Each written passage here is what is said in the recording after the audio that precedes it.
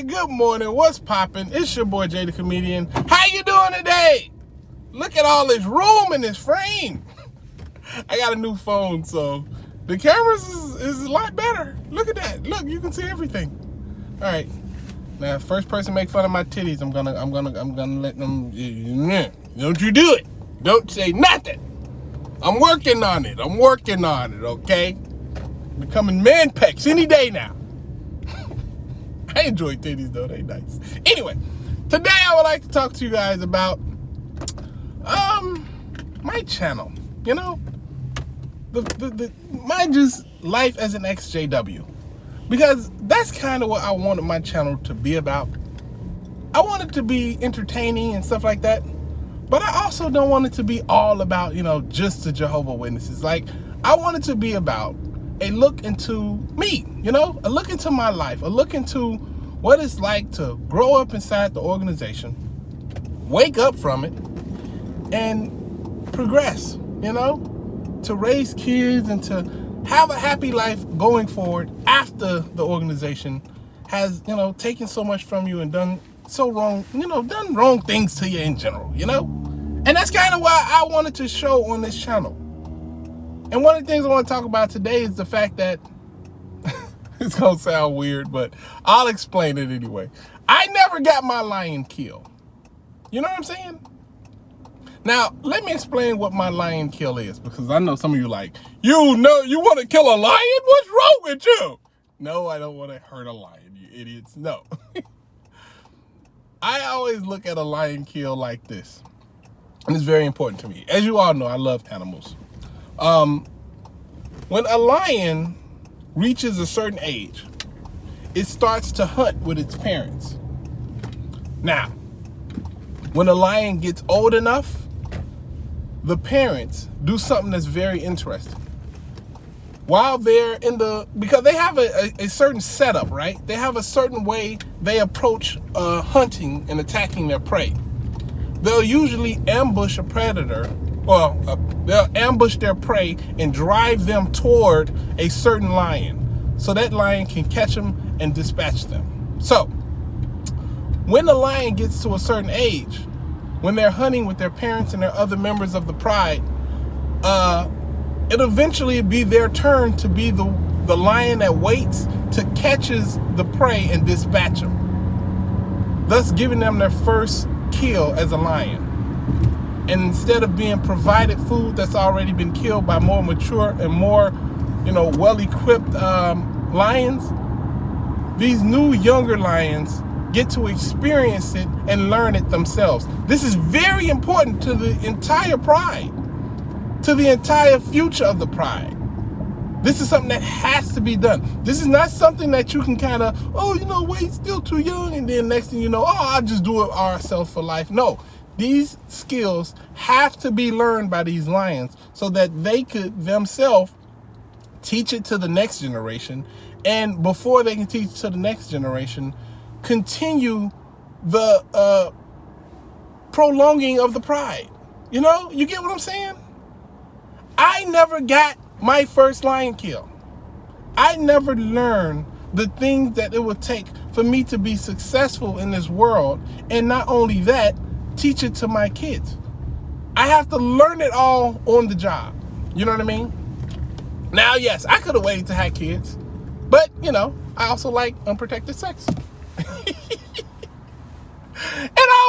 I was gonna get married at the time, so I was like, hey, if it happens, it happens. Important part that I'm trying to explain to you is that I had two parents who were amazing lions in their heyday. Before they became Jehovah Witnesses, they were the best lions in all of the pride, in all of the savannah. They were the best lions. My mother knew the streets better than anybody. My father was not only a Black Panther, my father was a professional boxer and a professional baseball player. I asked my father if he ever knocked somebody out. He said, I knock people out all the time. I asked him if he ever got knocked out. He said, I got knocked out twice. And then I laughed hysterically. Just at the thought of him being like, ooh. But the point is, he never taught me how to fight. A professional boxer never taught me how to fight. And I grew up in the hood, so I had a ton of fights. And funny thing, I did really well in those fights. I had to do. I didn't want to do them because I'm just not a fighter. You know, it's kind of mean. I mean, don't get me wrong. I will whoop somebody's ass, but I don't want to whoop ass. I'd rather make you laugh. And if you're a girl, you know, I'd rather love up on you, sis. But the point is this. The point is this. He never taught me how to be a lion. And he was a great lion. He never taught me how to catch my own food, dispatch it, and provide for my family, and raise my kids in a way to put them in the best position to be successful. I never got my lion killed, and this freaking ladybug that keeps crawling on my windshield keeps crawling on my windshield. I'm scared ladybugs gonna fly in my ear. I don't like ladybugs. I don't dislike them. I just don't want them to fly in my ear. You know, that's kind of mean. You get that. They're weird like that. But anyway,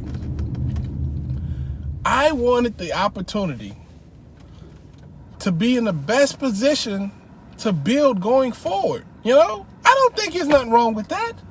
I don't think there's nothing wrong with being upset about not getting what you deserve in life. You know, everybody deserves parents that put them in the best position. I had both of my parents, both of them. And thanks to this organization, thanks to this religion, learning how to survive in this world was never a priority to them. Because according to them, oh, this world is going to be ending soon. I'm 37 now, about to be 38, and looks like the world is still going on. I mean, let's be honest, 2020 kind of makes you wonder a little bit like, all right, were they right? No, those idiots weren't right. We just made dumb decisions as a people and put ourselves in these positions. But the important part is this. We should have been taught, and we should have been put in the best position possible to advance in life. So now that we know that, right? Now that we can put our finger exactly on what's wrong and what we were denied about. What we were denied of. This is actually a good thing. Actually a great thing.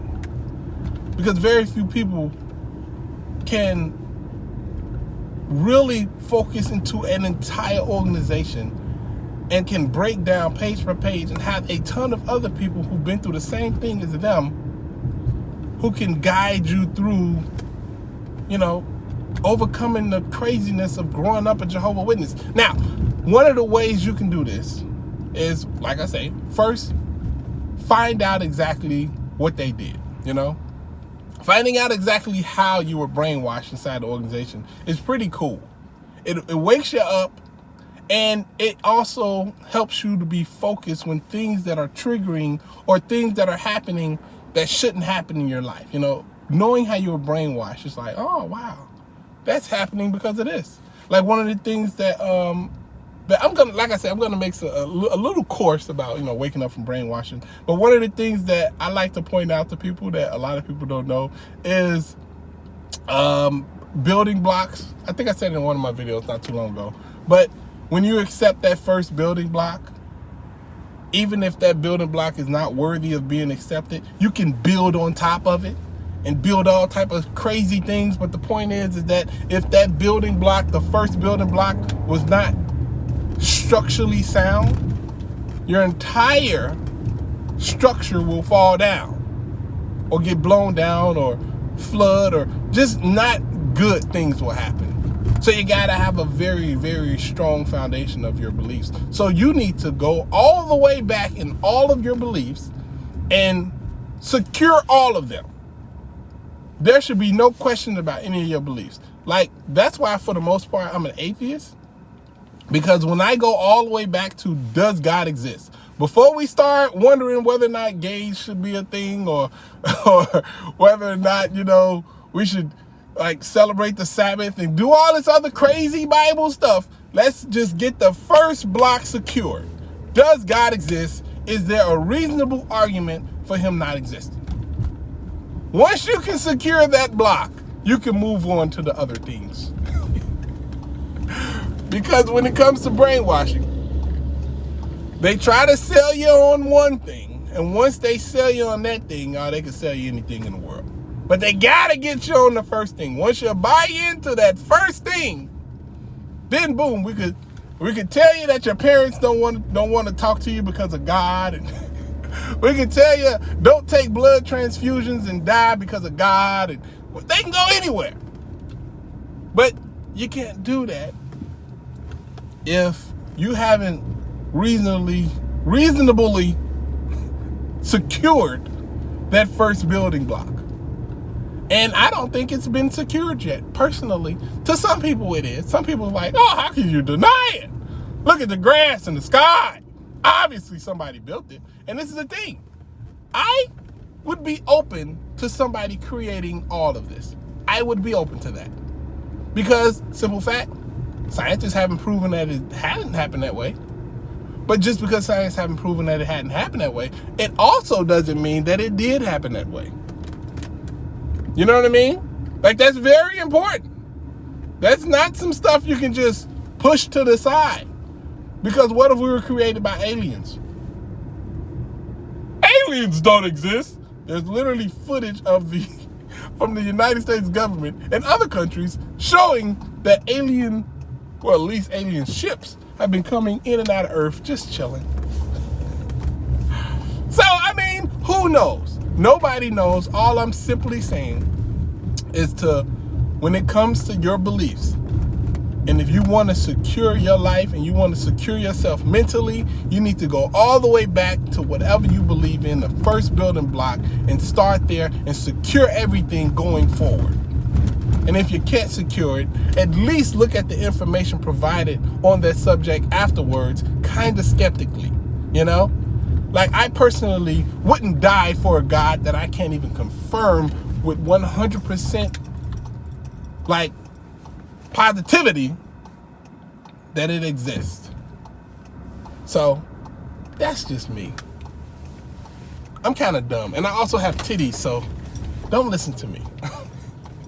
Not saying you shouldn't listen to people with titties. I'm just saying you shouldn't listen to men with titties.